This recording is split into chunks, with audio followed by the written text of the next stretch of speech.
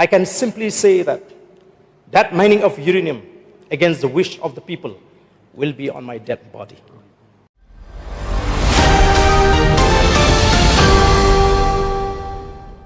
By the leader of the House.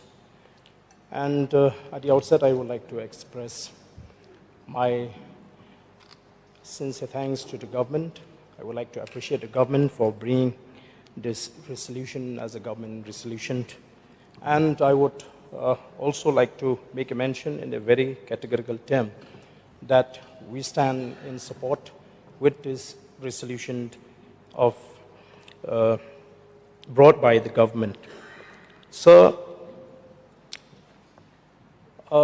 as I stand here to make my submission on this resolution, I am also reminded about the resolution passed by this August House, by the previous government, MDA-1, in 2019, and that resolution is for the implementation of ILP in the state of Meghalaya. And I'm sure that no one is aware about the status of that resolution.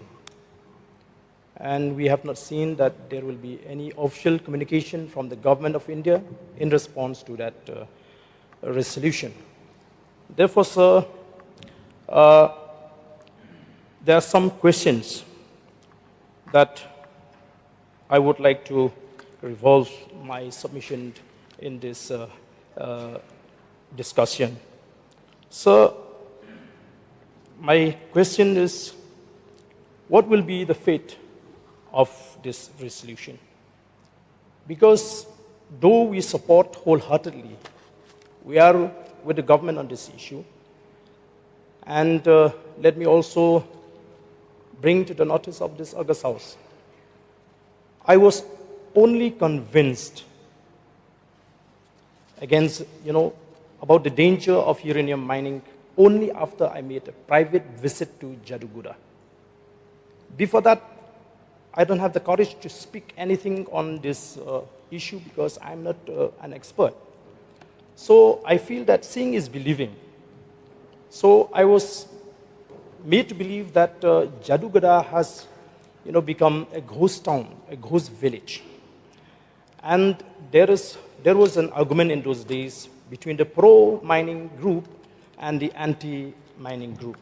So I made a private visit to Jaduguda and find by myself that, yes, this is not safe for the state to allow mining of uranium. Because I have seen how the people suffers different kinds of diseases. It really touched my heart when I see that people are lying in their beds for years altogether because of the effect of this mining of uranium. So I returned back to the state and openly made a statement that I will have to stand against the mining of uranium. So I become one of the main opponents against the mining of uranium. So, sir, therefore I feel that a sincerity on the part of each one of us is the most important thing when we discuss about this resolution. As I said, I don't know, coincidentally, that when the government of Meghalaya, MDA-1, adopted a resolution to demand from the government of India to extend the implementation of ILP, it was on the same day that a presidential order also came up, where it removed the word Khasi Jaintia from the preamble of the Bengal Eastern Frontier Regulation Act. So I wonder why the government of that time never protest or raise any objection against this presidential order, because this order is unconstitutional. If you go to Article 372, Clause 3, and this article speaks about the continuance in force of existing laws and their adaptations. What kind of rules or law that the president can adopt? 3, it mentioned that nothing in clause 2 shall be deemed. Let me read clause 2 first, sir. For the purpose of bringing the provisions of any law in force in the territory of India into accord with the provisions of this constitution, the President may by order make such adaptations and modifications of such law, whether by way of repeal or amendment as may be necessary or expedient, and provide that law shall, as from such date, as may be specified in the order, have effect subject to the adaptations and modifications so made, and any such adaptations or modifications shall not be questioned in any court of law. That is clause 2. And clause 3, nothing in clause 2 shall be deemed, A, to empower the President to make any adaptation or modification of any law after the expiration of 3 years from the commencement of this constitution. And B, it also gives us, empower the state to prevent any competent legislature or other competent authority from repealing or amending any law adopted or modified by the President under the said clause. So till today, I have not seen any attempt on the part of the government to challenge or to repeal this presidential order. So which is why, sir, I feel that when we are discussing about issues that really concern the state, such as this, first, we need to be sincere as members of this august house. Which is why I have a question. What will be the fate of this resolution? And another question, is the government of India really need the uranium from Meghalaya? How serious is the need for uranium by the government of India? Is the government of India having any alternative to uranium? So I want to revolve my submission around these questions, sir, because I feel that we need to look at this issue from a wider perspective. Why India needs uranium very badly. So we all know that the Prime Minister of India had launched the Viksit Bharat 2047 on December 11, 2023. Which is the country's long-term national vision to transform India into a fully developed nation by 2047, marking the 100th anniversary of its independence. This vision spells out the core vision and goals, such as economic growth, aiming at a $30 trillion to $40 trillion economy, zero poverty, eradicating extreme poverty and ensuring inclusive social progress. Quality living standard, providing 100% quality education and affordable high-quality healthcare of all. Another core vision and goal which is relevant with this debate today is technological leadership, driving growth through a tech-driven knowledge economy, artificial intelligence, and innovation. So, as we are aware of the fact that human progress has always been shaped by technology. Electricity transforms how we live and work. Computers change how we process information. Internet connected the world. And mobile phones brought technology into the hands of everyone. Each phase reshaped the society. So we are now entering the 5th industrial revolution, when AI works alongside humans to transform every sector of the economy.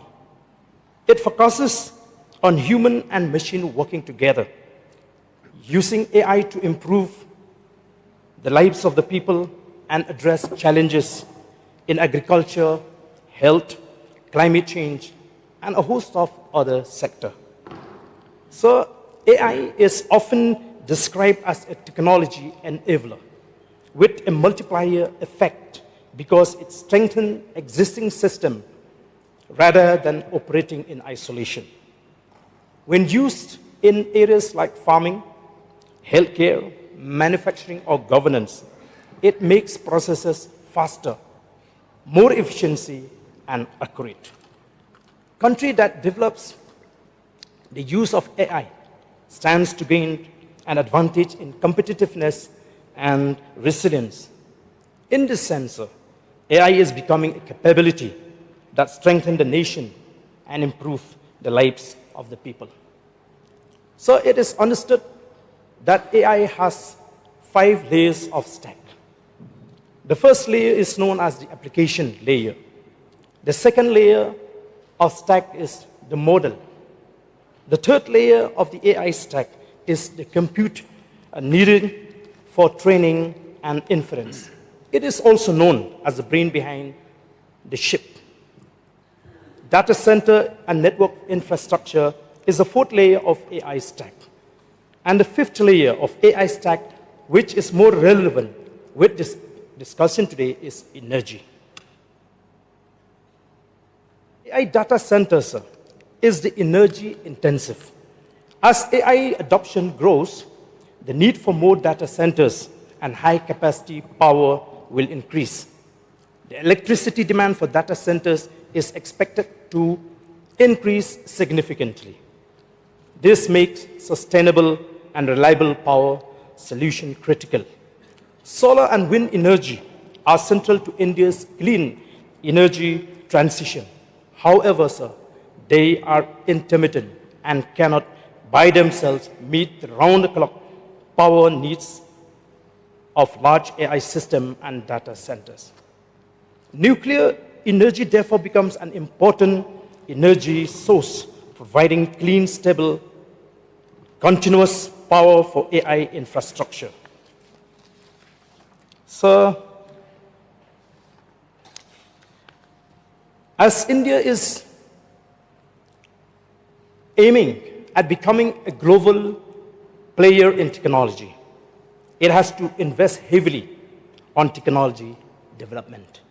The United States and China are rapidly shaping the technology standards, global value chains, energy grid, and capital flows that will define the next era of global competition. If India does not keep up, it runs the risk of being fully dependent on foreign technology, equipment, and capital. So let me bring to the notice of this August House. In AI alone, the United States is committing $5 billion, which is equal to rupees 45 lakh crore annually across public and private channels to artificial intelligence, advanced computing infrastructure, data centers, clean power, and associated supply chain. China is investing $100 million, which is equal to 9 lakh crore or more annually in AI and adjacent frontier technology alongside sustained investment in clean energy. So India can reach the global competitiveness frontier without massively hiking investment in frontier technologies. And AI is one part of the picture. India must also invest in quantum computing, biosciences, space technologies, advanced materials, and both fusion and fission energy. So, sir, with the enactment of the Sustainable Harnessing and Advancement of Nuclear Energy for Transforming India, Shanti Act, on December 18, 2025, India is sending a very clear message, a message loud and clear, that it is serious and determined to become a global leading player in technology. So, moreover, the recent amendment brought by the central government on the Mines and Minerals Development and Regulation Act 1957, where a new clause has been inserted in Section 3, which reads mineral-bearing land. This has further indicated its seriousness. So, I want to read out the statement of objects and reasons of this amendment. Minerals constitute an important national resources which are of great geopolitical importance and are critical to infrastructure, including digital infrastructure, manufacturing, energy security, and the overall economic development of the country. Sustainable and uniform development of minerals across the country is an important pillar to subserve the public interest. Hence, in view of the larger public interest, the Union has taken under its control the regulation of mines and the development of minerals under Section 2 of the Mines and Minerals Development and Regulation Act 1957. And in page 4 of this bill, sir, the Union, I would like to read out this para. The Union will take under the control the regulation of mineral-bearing lands having the mineral contents in accordance with the parameters prescribed by the central government under the MMDR Act. This is in addition to the existing provision which declares the Union's control over the regulation of mines and development of minerals. So here are the few concerns that I would like to revolve in my submission. First, I think we need to know the minds of the government of India. So if these indication Ardent Baswami, how much time would we require? Because I will have to regulate time. Another 5-10 minutes, because I just maybe 5 minutes, 5-6 minutes. 10 minutes maximum. So, sir, which I feel that if we know that the minds of the government of India, and the government of India seems to be cornering the states that has uranium deposits. The government of India is also creating a narrative that this is the vision that we have for the country. I see that the government of India, for the interests of the country, they might even go ahead despite the resistance of the people. So what I feel is that we can adopt this resolution, we are all for it, but besides sending a clear message to deposits, the government of India is also creating a narrative that this is the vision that we have for the country. I see that the government of India, for the interests of the country, they might even go ahead despite the resistance of the people. So what I feel is that we can adopt this resolution, we are all for it, but besides sending a clear message to the government of India through this resolution, we should also make a pledge. We should also make a pledge. And I make a promise for myself, sir, that if the government of India, despite this resolution adopted by the House, decides to go ahead with the mining of uranium in the future, I can simply say that that mining of uranium against the wish of the people will be on my dead body. So I think if we really serious and if we are sincere to the cause, let each one of us, besides the support that we are going to give to this resolution, also make an individual pledge that we will never allow, no matter what, for the government of India to carry out mining of uranium in the state. So with these few words, sir, I once again support this resolution brought by the government and sincerely thanks the government for tabling this resolution so that we can send across to the people of the state that we also, as members of this August House, are with the people and we will not allow any force to forcefully extract this mineral from our state. Thank you, sir.